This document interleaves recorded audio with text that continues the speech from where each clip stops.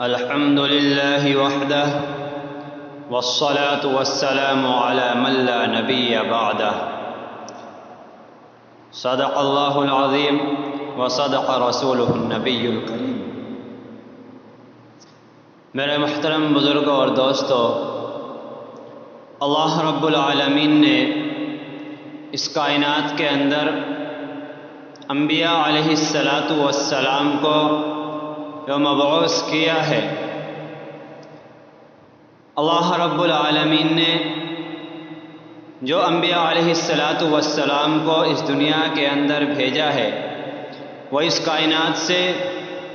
اس دنیا سے ظلم و ستم، شرک و بت پرستی کو ختم کرنے کے لیے انبیاء علیہ السلام کو مبعوث کیا گیا، اور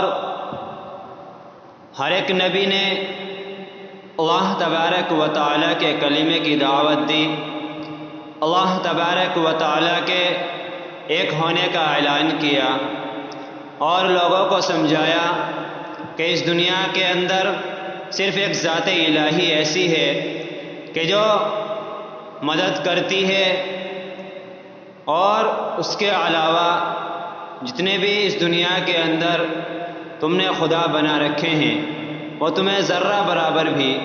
نہ تو نفع پہنچا سکتے ہیں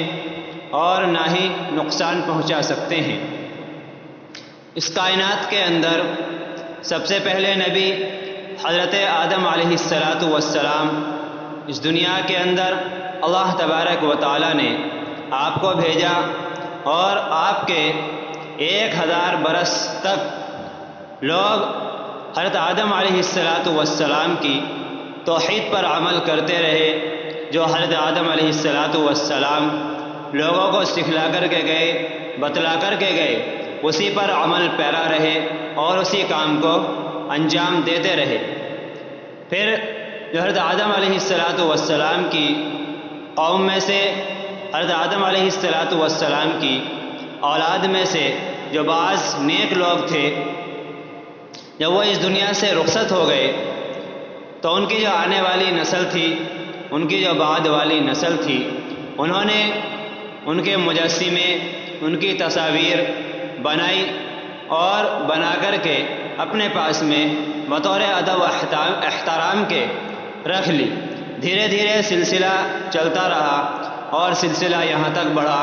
کہ ان کی جو ہے پوجا شروع کر دی گئی۔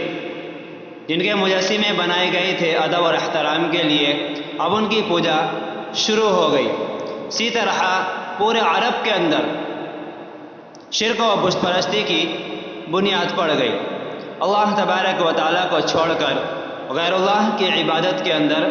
لگ گئے، اللہ تبارک و تعالیٰ کے سامنے سجدہ ریز ہونے سے غیروں کے بتوں کے سامنے سجدہ ریز ہونے لگے۔ جب لوگ اللہ تبارک و تعالیٰ کی عبادت کو چھوڑ کر شرک و بت پرستی میں مبتلا ہو گئے، تو پھر اللہ تبارک و تعالیٰ نے ان کی ہدایت کے لیے، ان کو راہ راست پر لانے کے لیے، اللہ رب العالمین نے حضرت نوح علیہ السلام کو نبی اور رسول بنا کر کے اس کائنات کے اندر بھیجا ہے۔ اس کائنات کے اندر حضرت نوح علیہ السلام وہ پہلے نبی ہیں کہ جن کو اللہ تبارک و تعالیٰ نے نبی ہونے کے ساتھ ساتھ میں رسول بنا کر بھی اس دنیا کے اندر بھیجا ہے۔ حضرت نوح علیہ السلام کا شمار دنیا کے عظیم ترین انبیاء میں آتا ہے۔ وہ سب سے پہلے نبی ہیں اور رسول بھی ہیں۔ حضرت نوح علیہ السلام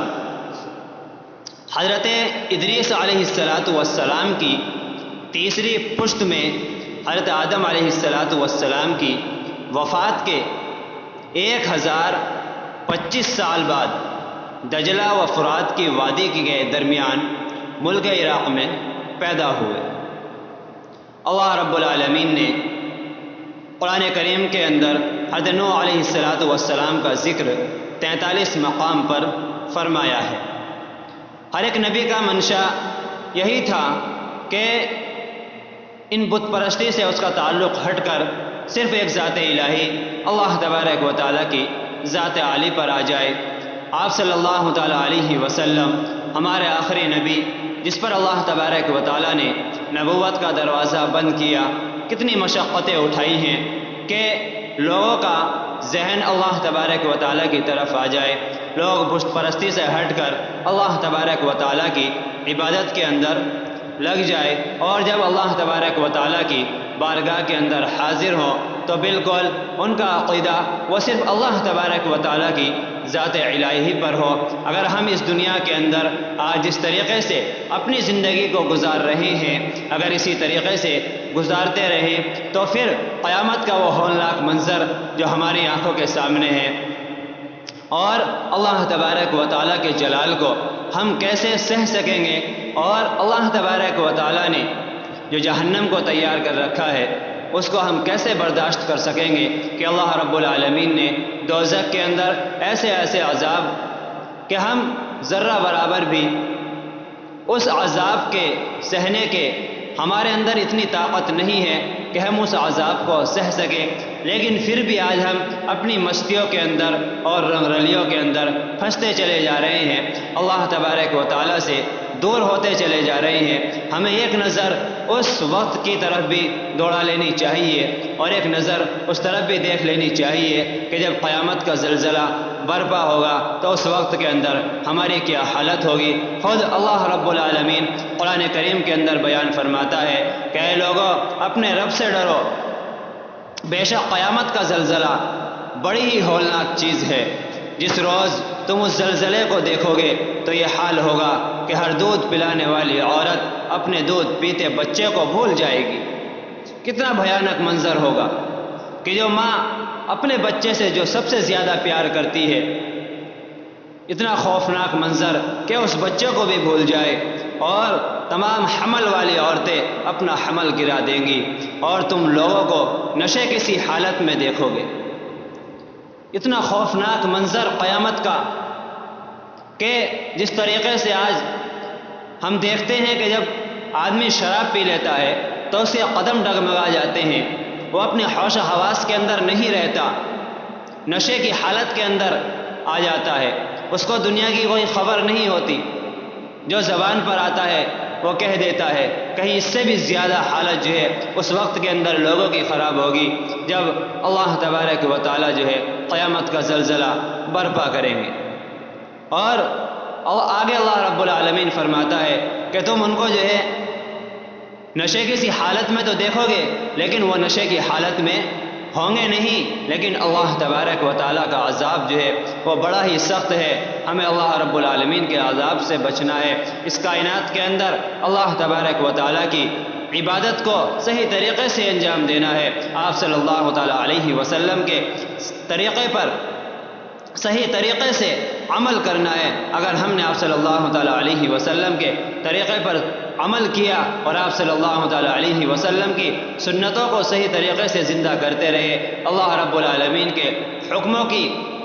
مطابق عمل کرتے رہے، تو انشاءاللہ ثم انشاءاللہ یہاں بھی کامیاب ہوں گے اور آخرت کے اندر بھی کامیاب ہوں گے۔